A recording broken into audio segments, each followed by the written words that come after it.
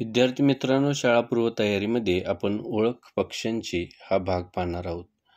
आणि या पक्ष्यांमध्ये आपण मोर, कावळा, चिमणी, कबूतर, पोपट, कोकिळा असे वेगवेगळे पक्षी पाहणार आहोत. तर चला पाहूयात, आपण पक्ष्यांची ओळख करून घेऊया. चला तर पहा, हा आहे मोर. मोर तुम्हाला माहिती आहे पिसारा कसा फुलवतो. तो मोर पिसारा फुलवत असतो. हा आहे कावळा. कावळा काळ्या रंगाचा असतो. तुम्हाला आजूबाजूला तो दिसतो. कावळा कसा ओरडतो, काव काव असा ओरडत असतो. ही पहा चिमणी. ही चिमणी पण तुमच्या घराच्या आजूबाजूला दिसते. बघा चिमणीचा रंग कसा आहे, निरीक्षण करा. आता हे पहा, हा कोणता पक्षी आहे? कबूतर. कोणता पक्षी आहे? कबूतर.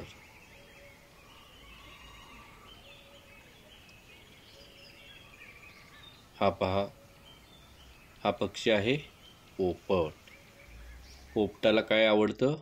पेरू आवडतो. तिची चोच बघा कशी लाल आहे. ही आहे कोकिळा. बघा, कावळा आणि कोकिळामध्ये फरक आहे. कोकिळा कशी ओरडते? कुहू कुहू अशी ओरडते.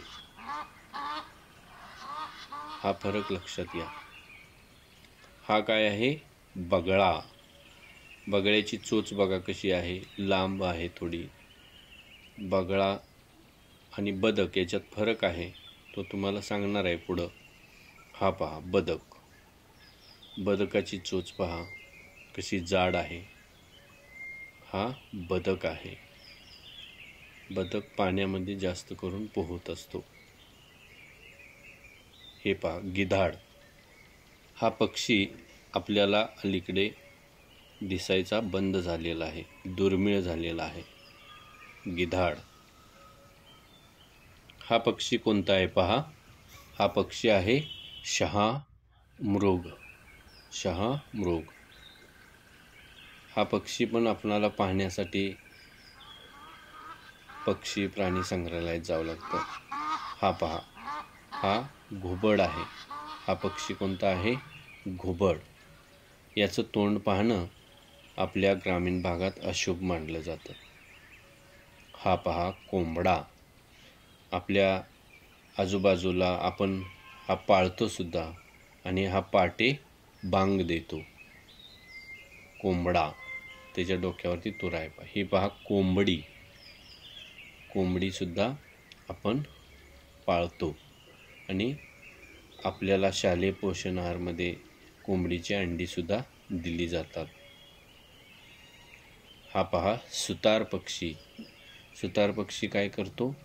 झाडामध्येच खोबण काढतो आणि त्याच्यामध्येच राहण्याचा प्रयत्न करतो. सुतार पक्षी. ही पहा टिटवी. ही काय आहे? टिटवी आहे. या प्राण्याचं ओरडणं सुद्धा आपल्या ग्रामीण भागामध्ये अशुभ मानलं जातं. तर विद्यार्थी मित्रांनो, हे पक्षी तुम्हाला आजूबाजूला कुठे आढळतात, ते काय खातात, आवाज कसा करतात, याचे निरीक्षण करत राहा. धन्यवाद.